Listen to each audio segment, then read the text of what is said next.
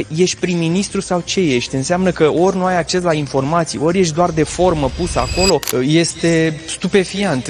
Nu pot să cred că este declarația prim-ministrului în funcție, care vorbește ca un om care nu are niciun fel de atribuții și care nu cunoaște ceea ce se întâmplă.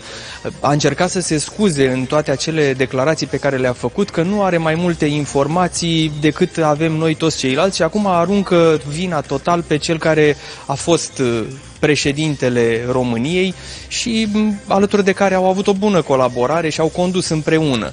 Nu e posibil să nu se sesizeze nimeni, nu e prima oară când Marcel Ciolacu vine cu astfel de dezvăluiri cu iz penal. Ne așteptăm într-o țară normală să fie și el chemat la un moment dat la niște declarații, să îi pună cineva niște întrebări, să vadă exact ce știe. Știe doar cât declară la televizor sau știe ceva mai mult de atât. Nu poți ca prim-ministru să vii și să zici că ai observat și tu că s-a încercat anularea alegerilor și că este ceva dubios acolo.